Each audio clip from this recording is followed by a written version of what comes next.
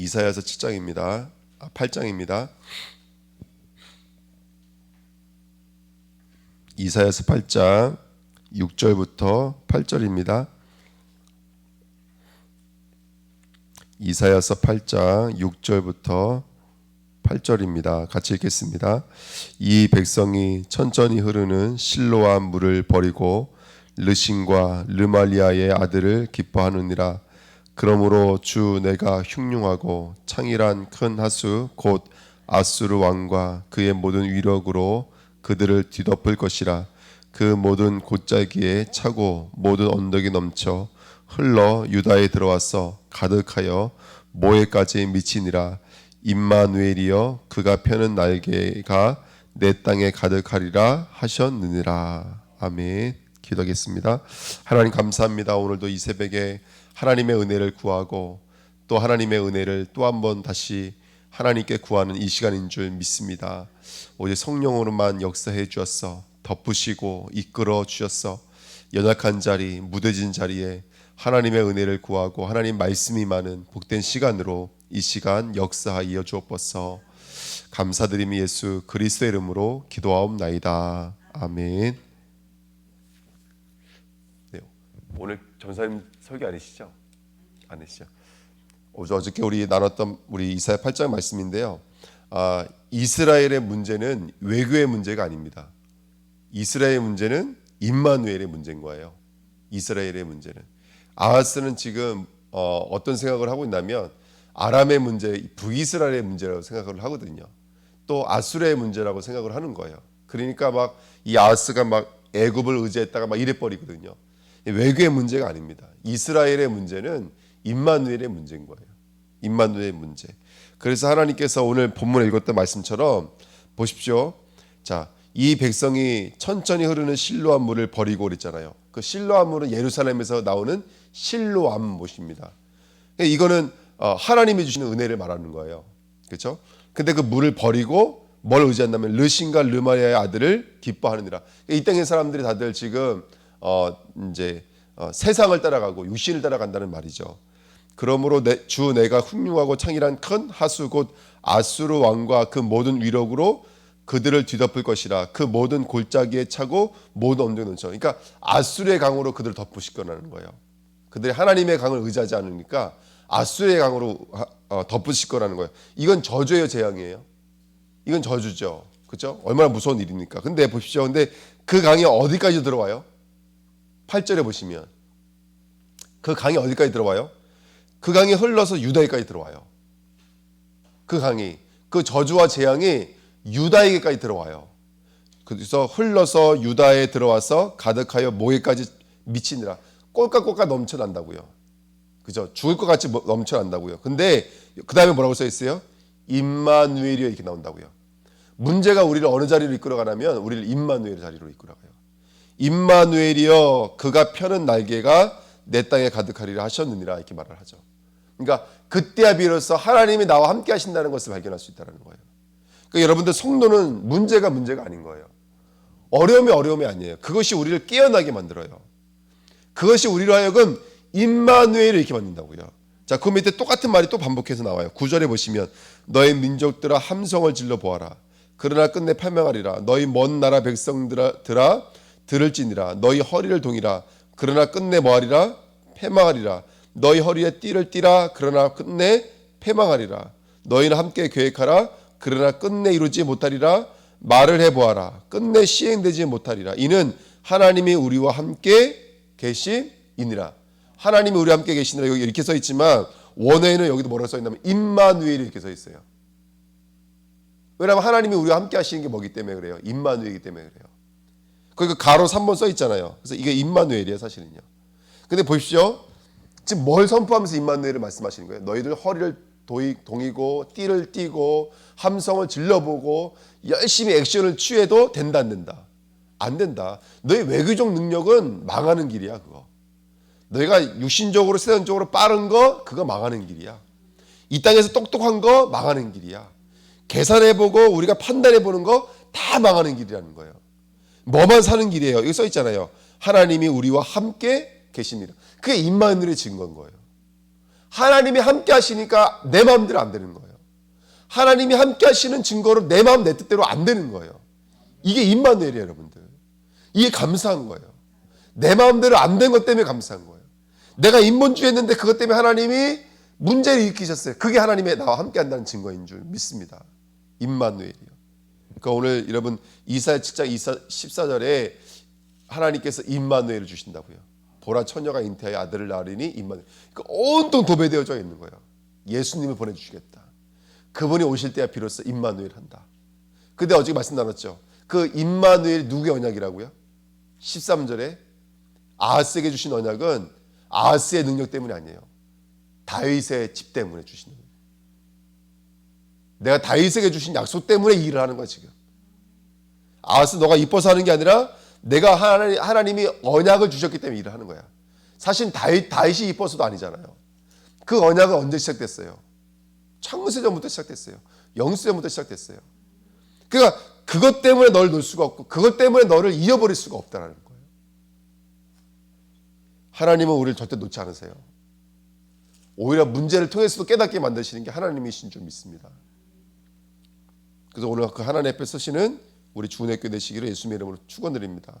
아멘. 그래서 보십시오. 13절 만군의 여호와 그를 너희가 거룩하다 하고 그를 너희가 두려워하며 무소할 자로 삼으라. 그렇죠? 누구를요? 저 르신과 르말리아를 두려운 자로 여기지 말고 아수를 두려운 자로 여기지 말고 이제는 하나님을 두려운 자로 여기라는 거예요. 그러면서 이렇게 말합니다. 14절에 그가 성소가 되시리라. 하나님이 성소가 되신다고요. 예수 그리스도가 말씀이 육신이 되어 성소가 되어 오신 거잖아요. 그렇죠? 그가 성소가 되시리라. 그러나 이스라엘의 두 집에는 뭐 어떻게 된다고요? 걸림돌과 걸려 넘어지는 반석이 될 것이며 예루살렘 주민에게는 뭐가 된다고요? 함정과 올무가 되리라. 하나님은 그리스도를 보내주셨는데 이스라엘은 그 그리스도 때문에 다 넘어지더라는 거예요. 이 말씀 성취됐어요? 안 성취됐어요? 이 말씀 성취됐잖아요. 여러분 문제는 하나님이 보내주신 그리스도예요. 쉽게 말하면 이번에 인직 예배라든지 입당 예배는 그냥 행사가 아닙니다. 하나님은 우리에게 그리스도를 보내주신 거예요. 근데 보십시오. 그것 때문에 다 걸려 넘어지는 거예요. 그렇죠? 그런데 그 걸려 넘어지는 것이 누구의 실수도 아니에요. 사실은 이거 누가 하시는 일이라는 거예요. 임마누엘. 그게 임마누엘이라는 거예요. 하나님 너와 함께 하시는 증거라는 거예요. 우리가 걸려 넘어지잖아요. 그때 하나님의 은혜를 구하는 거예요. 야고보서 5장에 보면은 12절에 보면은 뭐 기뻐하는 자는 찬양하고 슬퍼하는 자는 기도하라 그랬어요. 그러면서 이렇게 말합니다. 그 병든 자는 장로들을 청하여 기도하라는 거예요. 근데 그냥 기도하지 말고 주의 이름으로 기름을 바르며 기도하라는 거예요. 그때 하늘문이 열린다는 거예요. 엘리야와 똑같기 때문에 우리가. 여러분 이제 이만하고 있는 거예요. 문제는 우리로 하여금 뭘 확인하게 되냐면 기름 부음을 확인하게 돼요. 문제는 예수 그리스도의 기름 부음을 확인하게 되는 거예요. 38년 된 병자가 초월적 은혜, 초월적 믿음, 초월적 응답을 확인하게 되는 거예요. 아, 내 문제가 그리스도가 아니면 안 되는 거구나. 이거 내 기준이구나. 사라지는 거예요. 그러면서 많은 사람들이 예수님을 따라온 까닭이 다 육신이었어요. 근데 38년 된 병자는 죄사함을 받게 돼요. 우리 주은혜 교회가 오늘 그런 하나님의 은혜를 누리는 교회가 됐으면 좋겠습니다. 아멘. 자, 근데 이렇게 문제가 오잖아. 이렇게 넘어지는데요. 9장 가보세요. 근데 9장에 가니까 어떻게 된다고요? 전에 고통받던 자들에게는 뭐가 없으리로다? 흑암이 없으리로다.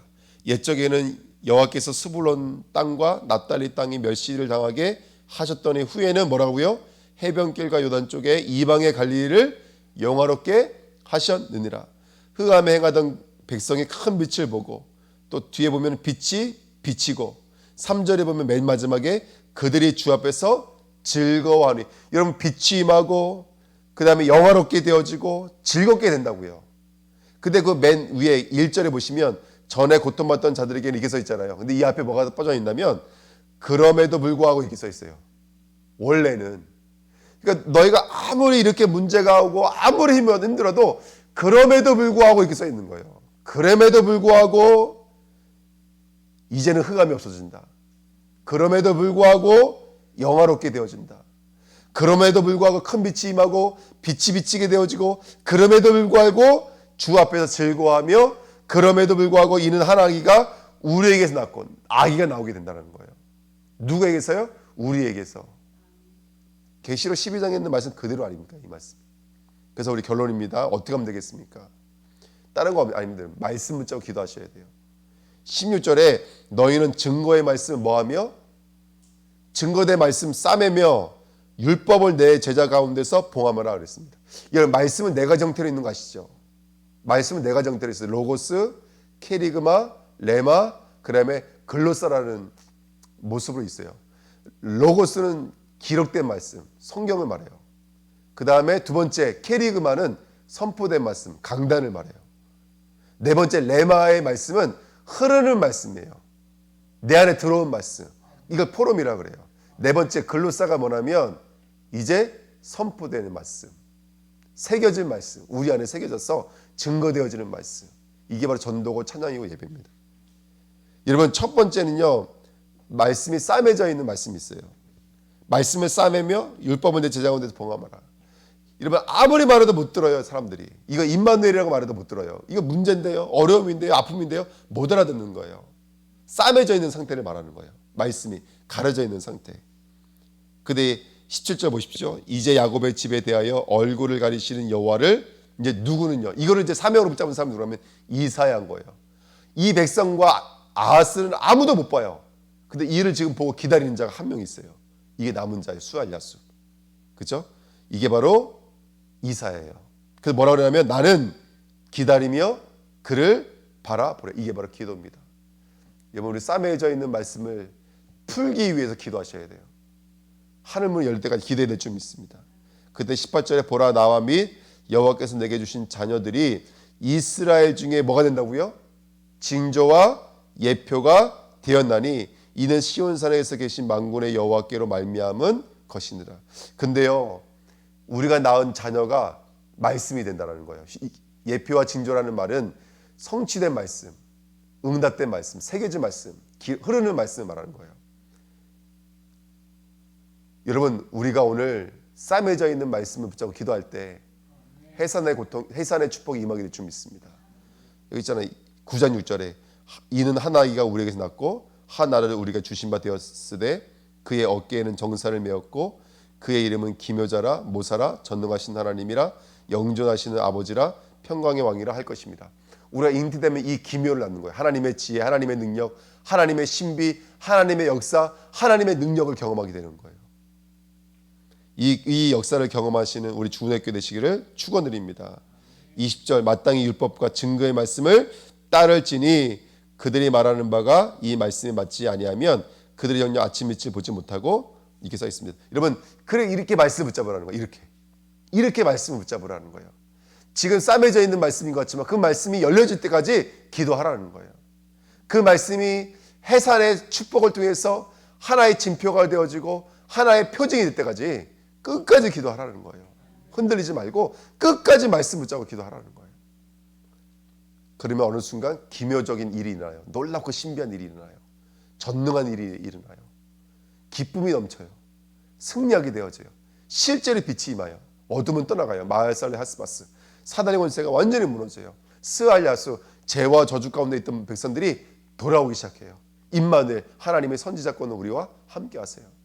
이 축복 우리 주은혜교회가 오늘도 누리게 될 줄 믿습니다. 그거 문제 아닙니다. 임마누엘인 줄 믿습니다. 진짜 문제는 뭐라고요? 임마누엘 하나님을 잊어버린 것입니다. 그래서 오늘 말씀을 잡고 임마누엘 하나님의 그 비밀이 잉태되어지는 자리까지 우리 한 발자국 한 발자국 나아가시는 우리 주은혜교회 되시기를 축원드립니다. 기도하겠습니다. 하나님, 귀한 시간표를 두고 저희들의 기도 제목을 주시고 엎드릴 수밖에 없는 자리로 인도하신 것을 감사드립니다. 하나님, 오늘도 우리들의 문제는 눈에 보이는 문제가 아니요 예수가 없는 문제입니다. 임마누엘이 없는 문제입니다. 하나님이 없는 문제입니다. 우리 영을 열어서 띠띠고 함성을 지르며 열심을 냈던 내가 오직 말씀 앞에 서서 그 말씀이 임하고 말씀이 성취되어지며 말씀이 흐르며 말씀이 포럼이 되어지는 자리까지, 증거가 되어지는 자리까지 오늘도 인도받기를 원합니다. 무릎 꿇겨 주셨사오니, 엎드릴 수 있도록 인도해 주셨사오니, 그 가난한 심령으로 하나님의 은혜를 구할 때 그럼에도 불구하고 빛이 임하고, 그럼에도 불구하고 하나님 역사하셨던 것처럼 그 증거와 표징으로 승리할 수 있도록 축복하여 주옵소서. 감사드리며 예수 그리스도 이름으로 기도하옵나이다. 아멘.